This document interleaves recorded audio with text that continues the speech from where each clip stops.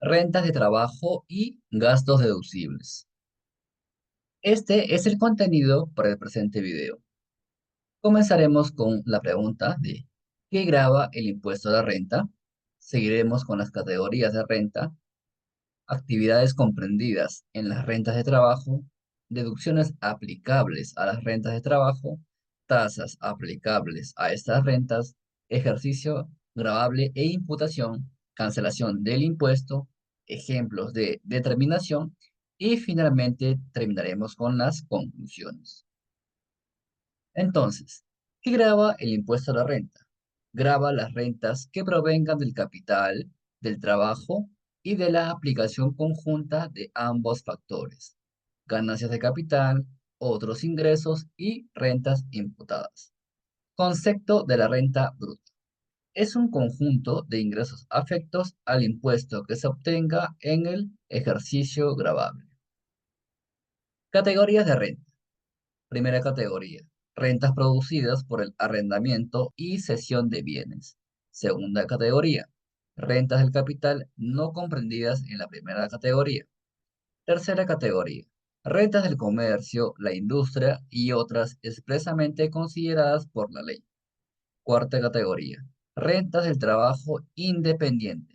Quinta categoría, renta del trabajo en relación de dependencia y otras rentas del trabajo independiente expresamente señaladas por la ley. Las rentas de trabajo. Las rentas de cuarta categoría son las que se obtienen por el ejercicio individual de cualquier profesión, arte, ciencia, oficio o actividades no incluidas expresamente en la tercera categoría, y el desempeño de funciones de director de empresas, síndico, mandatario, gestor de negocios, albacea y actividades similares, incluyendo el desempeño de las funciones del regidor municipal o consejero regional, por las cuales perciban dietas. Y por otro lado tenemos a las rentas de quinta categoría. Estas se obtienen por el trabajo personal prestado en relación de dependencia, incluidos cargos públicos, electivos o no, como sueldos, salarios, asignaciones, emolumentos, primas, dietas, gratificaciones, bonificaciones, aguinaldos, comisiones, compensaciones en dinero o en especie, gastos de representación y en general toda retribución por servicios personales. También las rentas vitalicias y pensiones que tengan su origen en el trabajo personal, tales como jubilación, montepío e invalidez, y cualquier otro ingreso que tenga su origen en el trabajo personal. Y las participaciones de los trabajadores, ya sea que provengan de las asignaciones anuales o de cualquier otro beneficio otorgado en sustitución de las mismas. Deducciones aplicables en las rentas de trabajo. Aquí podemos observar un pequeño gráfico en el cual se resumen todas las deducciones a aplicar a las rentas de trabajo. La primera es la deducción de 7 UITs. Como segunda deducción tenemos de hasta 3 UITs sustentada. Como tercera deducción por ITF y como cuarta deducción por donaciones. Las deducciones aplicables a las rentas de trabajo dependen si se trata de cuarta categoría o quinta categoría. De cuarta categoría se podrá deducir de la renta bruta por conceptos de gasto el 20% de la misma, hasta un límite de 24 UITs. Por otro lado, la de cuarta y quinta categoría se podrá deducir anualmente un monto fijo equivalente a 7 UITs. Además de ello, se podrá deducir hasta por 3 UITs gastos por concepto de, primero, arrendamientos y o superarrendamientos de inmuebles, y solamente se deducirá como gasto el 30% de la contraprestación pagada. Como segunda deducción, no son deducibles los intereses hipotecarios por primera vivienda desde el 2019. Como tercero, los honorarios profesionales de médicos y odontólogos solo será deducible como gasto el 30% de estos honorarios. Como cuarta deducción son los servicios prestados en el país cuya contraprestación califique como renta de cuarta categoría. Y otra sería las aportaciones al Seguro Social de Salud o e-Salud que se realicen por los trabajadores del hogar. Ahora, los trabajadores del hogar, para que puedas aplicarse esta deducción, el contribuyente debe estar inscrito como empleador en el registro de empleadores de trabajadores del hogar.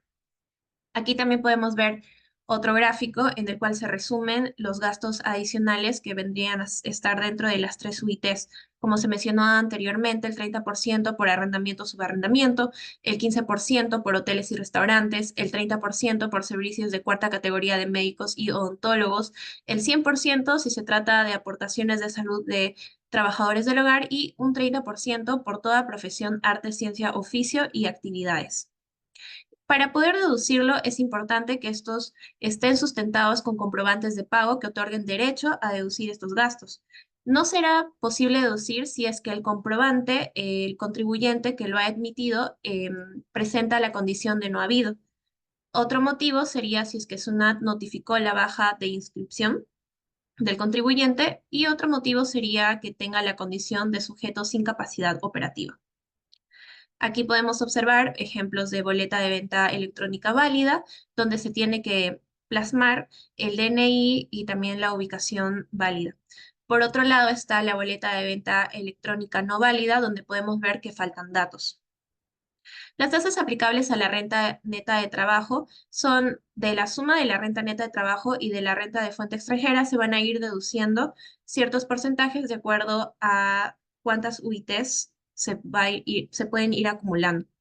Además de ello, el ejercicio agravable e imputación vendría a ser o comprende desde el 1 de enero, por ejemplo, del 2024 hasta el 31 de diciembre del mismo año. Como siguiente punto tenemos la cancelación del impuesto y devolución del exceso pagado. Para este punto se pueden dar dos situaciones. La primera en la que lo abonado como pago a cuenta o retención es menor a lo que sea determinado en la declaración. En este caso, la diferencia debe cancelarse al momento de presentar la declaración jurada anual. Y la siguiente situación es lo contrario, en el que lo abonado es mayor a lo determinado en la declaración, en la que la SUNAT, previa comprobación, debe devolver el exceso pagado. Ahora, para ejemplos de determinación, tenemos el ejemplo del señor Gerardo Portocarrero, que durante el 2023 ha generado rentas de cuarta y quinta categoría por 146.000 soles en total. Por rentas de cuarta categoría, 25.000 soles y por rentas de quinta, 121.000.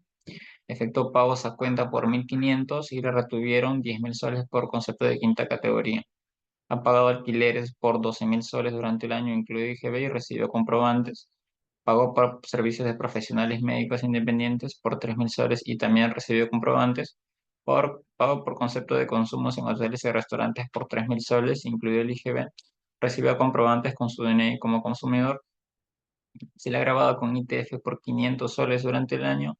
No ha realizado donaciones ni tampoco ha generado rentas que califiquen como de fuente extranjera y se va a determinar su impuesto a pagar durante el año de devolución de la siguiente manera. Primero, determina la renta neta de cuarta categoría. Para esto se va a sumar las rentas que sí son susceptibles a la deducción del 20% con aquellas que no, cuidando siempre la deducción que no excedan las 24 UITs. En este caso, los 25.000 soles que tenemos de cuarta categoría, les vamos a deducir el 20% y se va a determinar una renta neta de cuarta de 20.000 soles.